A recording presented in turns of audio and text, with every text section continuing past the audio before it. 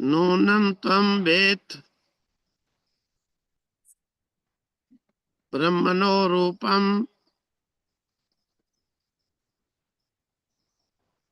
यदस्य त्वं यदस्य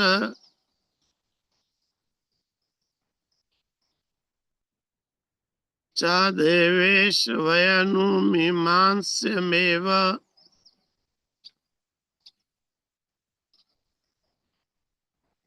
ते मन्ये विदितम्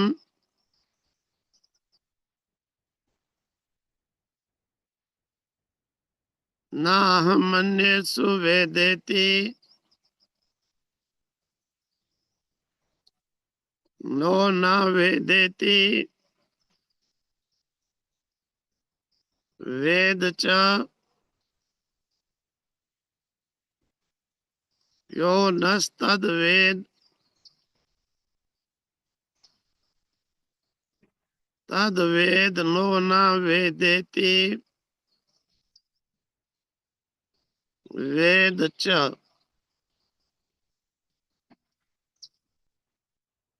कहते हैं यद मन्यसे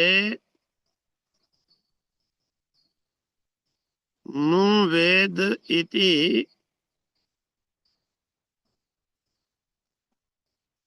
तब्रह्म तन् एव अपि नूनं त्वं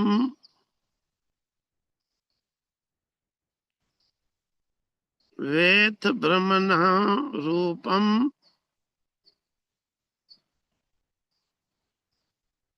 यद अस्य त्वं यद अस्य च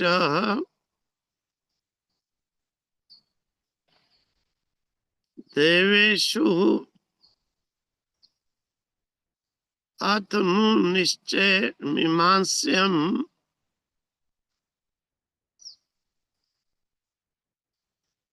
एव ते मन्यसे मन्ये विदितम्।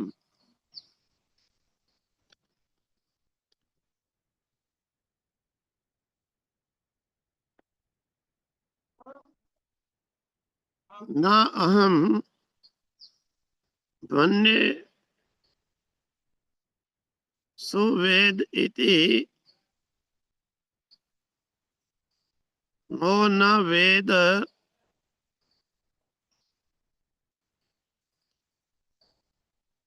इति वेद च यो न तद्वेद तद्वेद नो न वेद इति वेद च। कहते हैं कि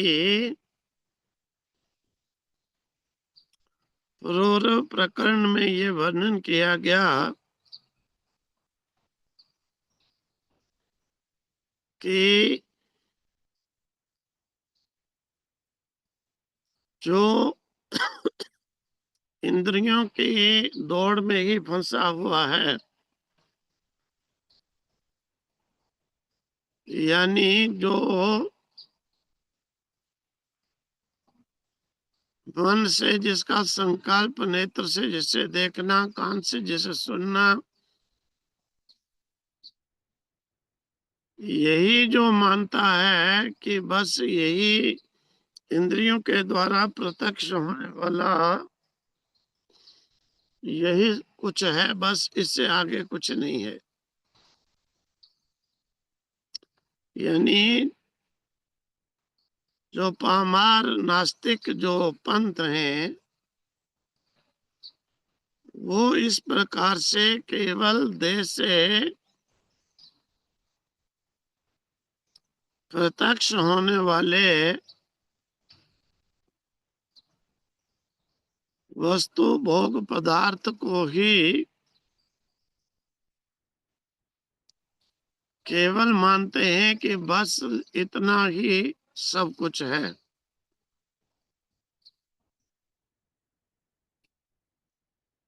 तो इस प्रकार से उपनिषदकार ने ये कहा,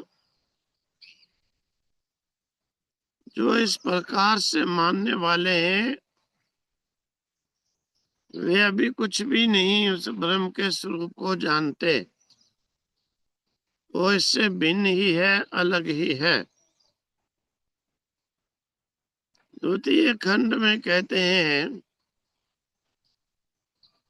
यदि मन से, इसको मना करा भी नहीं चला, यदि मन से सुवेद इति ब्रह्म एव अपि नूनम त्वम वेद ब्रह्मणो रूपम। अगर तुम कहते हो कि मैं ब्रह्मणो रूपम वेद, उस ब्रह्म के रूप को मैं जानता हूँ, उस ब्रह्म के स्वरूप को मैं जानता हूँ, तो नूनम तुम वेद, तुम बहुत थोड़ा सा ही उसको जानते हो।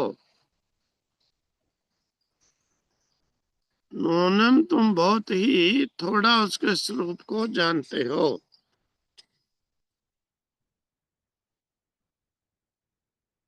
और यद अस्य तुम, यद अस्य च देवेशु,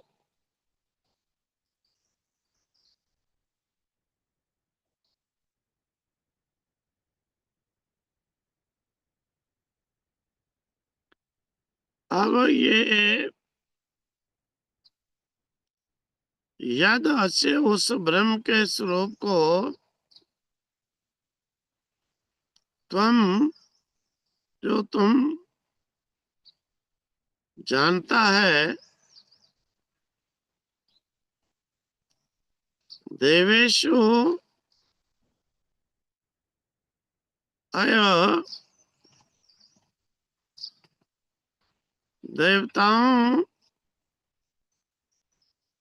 और मीमांसा एवं विद्वानों ने भी कहा है। देवताओं ने,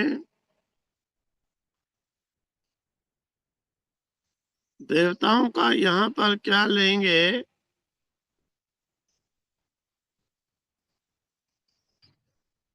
मतलब श्रेष्ठता का प्रतिपादन किया है। देवताओं से हम यहाँ पर ब्राह्मण विद्वान ज्ञानी को ले लेंगे। देवताओं का मतलब विद्वान, क्योंकि विद्वान भी जो है वो देव कोटि में आता है।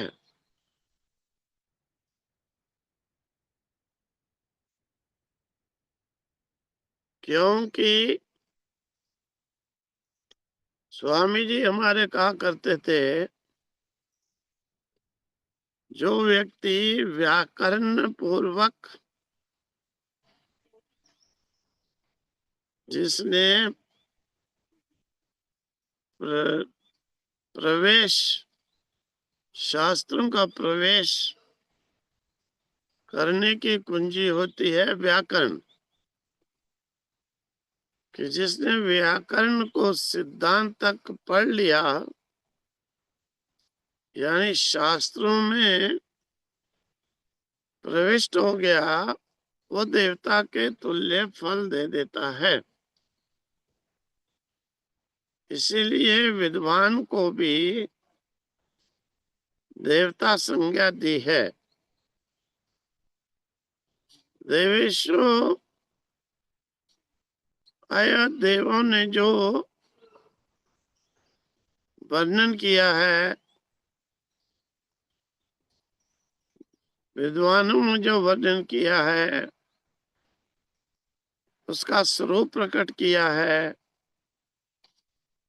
मीमांसा एव, मीमांस्यम एव, वो मीमांस्य है। मीमांस्य यानी वो अभी अनिर्णीत है, पूरा नहीं कह सकते हैं, तर्क वितर्क का विषय है।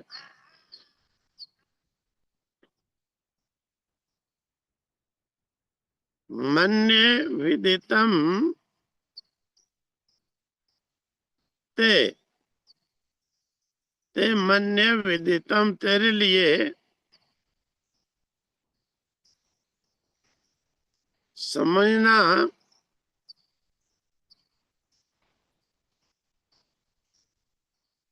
तेरे लिए जो समझना है समझता हूँ,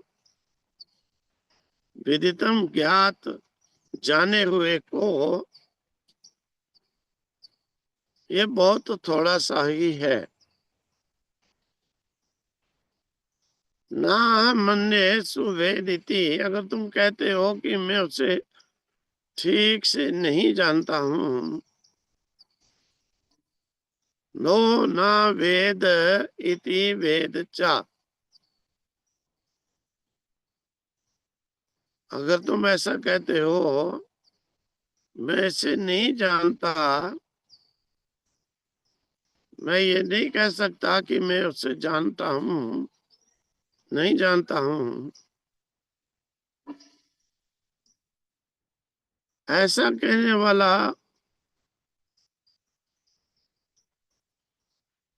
तो ना वेदिति वेद चा, समझो कि थोड़ा सा उसे जानता है।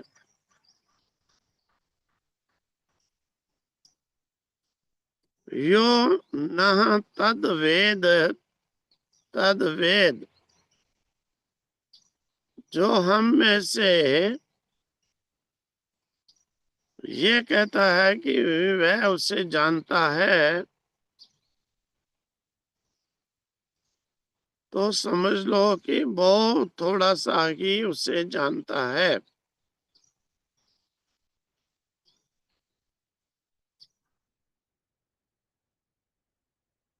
सा तद वेद, अर्थात जो कहता है,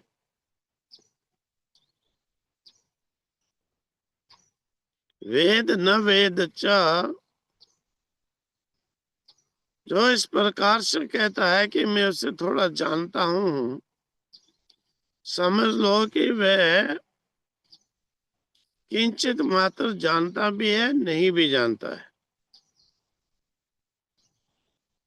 वेद चा न वेद चा, अब कहते हैं इस प्रकार से कैसे कथन कर लिया, तो कहते हैं देखो, जिसने कहा, जिसने ये कहा कि मैं उसे जानता हूँ, जिसने कहा कि मैं उसे जानता हूँ, उसने इंद्रिय से व्यक्त होने वाले पदार्थ को ही व्यक्ति कह सकता है कि मैं इसे जानता हूँ, मैंने इसे देखा है। जो इंद्रिय से व्यक्त नहीं होता है, उसे हम नहीं कह सकते हैं हम इसे जानते हैं, हमने इसको देखा है। अगर तुम इस प्रकार से कहते हो कि मैं उसे जानता हूँ, मैंने उसे देखा है, इसका मतलब तुम इंद्रिय के द्वारा देखी हुई वस्तु को कहते हो, इसीलिए तुम बिल्कुल नहीं जानते हो। अगर तुम इस प्रकार से मानते हो कि मैं उसे नहीं जानता, इसका मतलब तुम थोड़ा उसे जानने लग गए। क्यों? कि इंद्रियों के द्वारा तुम्हें ये मालूम पड़ गया कि वो व्यक्त होने वाला नहीं है। तभी तो इंद्रिय के द्वारा देखे हुए पदार्थ को तुम कहते हो कि मैं उसे नहीं जानता हूँ।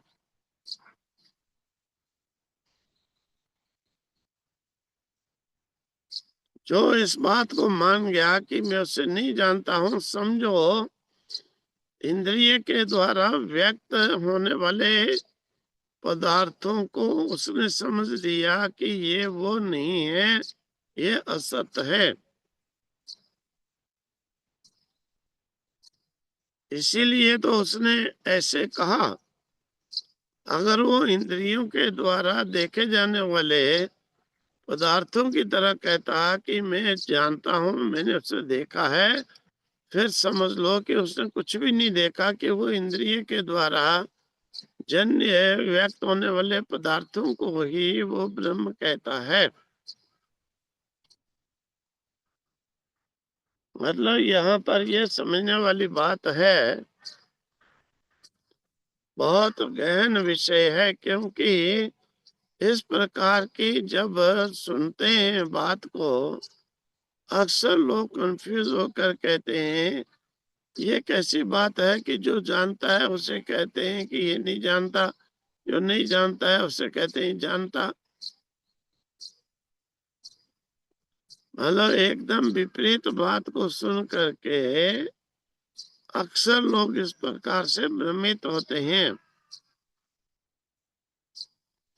वास्तविकता ये है कि इंद्रिय के द्वारा व्यक्त होने वाले पदार्थ को हम कह सकते हैं कि ये जानता है, लेकिन जो इंद्रिय के द्वारा व्यक्त नहीं होता है उस पर ब्रह्म को ये नहीं कह सकते कि हम नहीं मानते हैं। मतलब कि शरीर इंद्रिय के द्वारा पहले व्यक्त होने वाले पदार्थ को हमने कहा कि वो इंद्रियों की पहुंच से दूर है। तो ये हो गया कि इंद्रिय जिसे जानती है वो तो वो नहीं है, लेकिन जो कहता है इंद्रियों के द्वारा हम उसे नहीं जानते हैं, वो थोड़ा सा उसे जानने लग गया। क्योंकि वो इंद्रियों के द्वारा व्यक्त होने वाले पदार्थों से थोड़ा अंतरंग हो गया। जानने वालों के लिए वह अविज्ञात है। कहते हैं यस्या मतम तस्य मतम, मतम यस्य न वेद स अविज्ञातम विजानताम विज्ञातम विजानताम।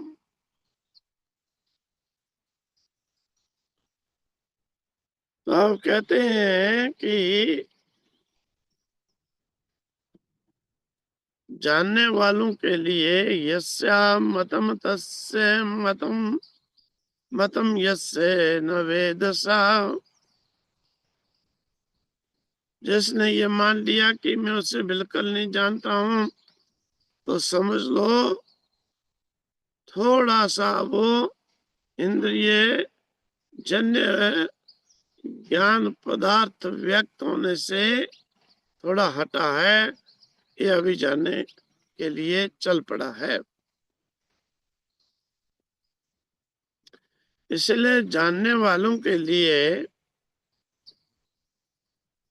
वह अविज्ञात है। जानने वालों के लिए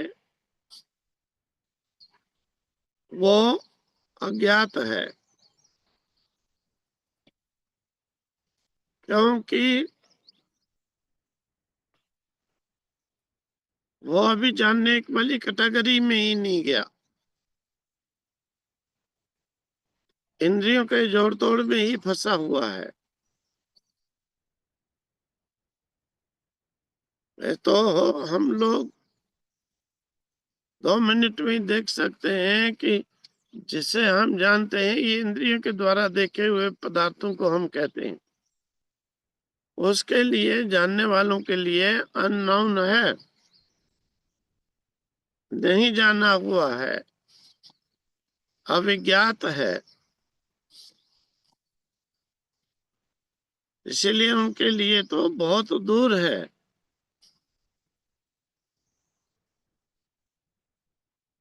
और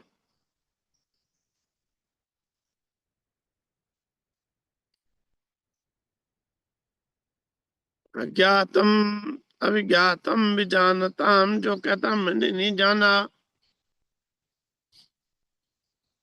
जो कहता है मैं उसे नहीं जानता हूँ।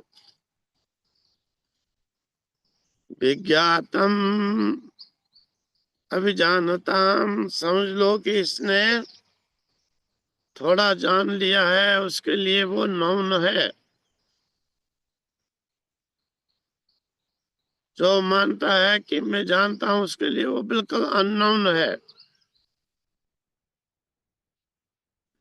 जो विज्ञातम कहता है मैं उसे जानता हूँ, बिल्कुल नहीं जानता हूँ, उसके लिए वो थोड़ा नौन है, जानने में आने वाला है।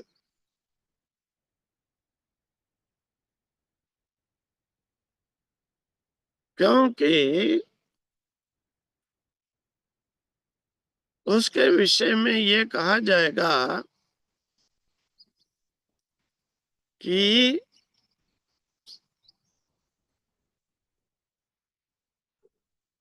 जाना जा सकता है,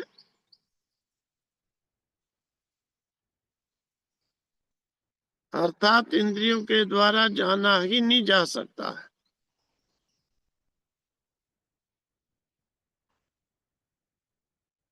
जाना जा सकता है, इंद्रियों के द्वारा जाना ही नहीं जा सकता है।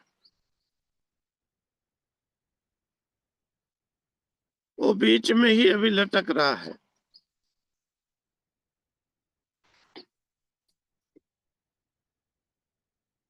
तो कहते हैं इंद्रिय के विषयों पदार्थों में ही केवल अटकने वाला, मानने वाला, जो केवल इंद्रियों के द्वारा व्यक्त हुए पदार्थों को ही मानता है,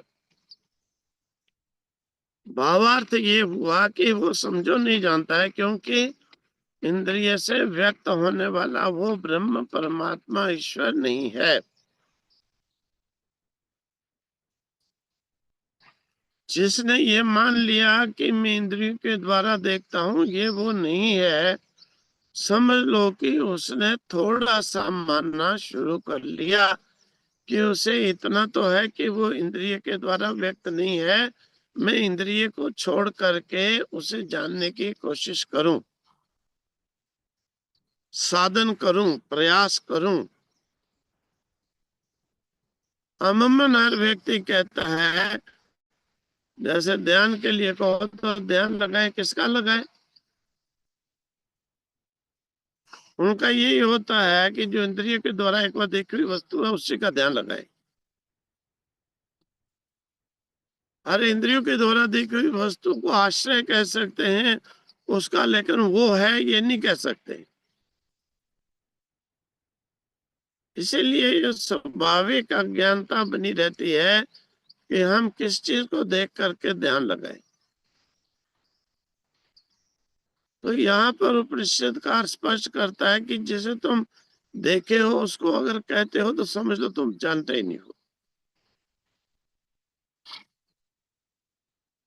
इसे छोड़ करके जो श्रुतियों ने, स्मृतियों ने, विद्वानों ने, देवताओं ने स्पष्ट किया,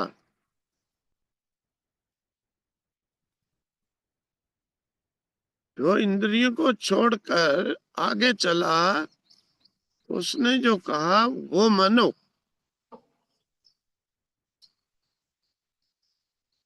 वो अवश्य ही से ही सत्य परमात्मा होगा।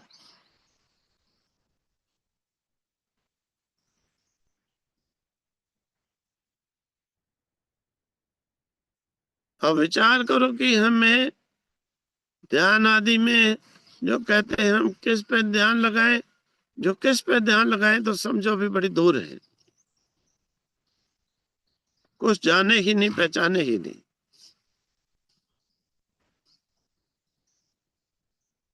जो इस प्रकार की बात को छोड़ करके लगाते हैं, समझो कि कुछ आगे बढ़ गए हैं।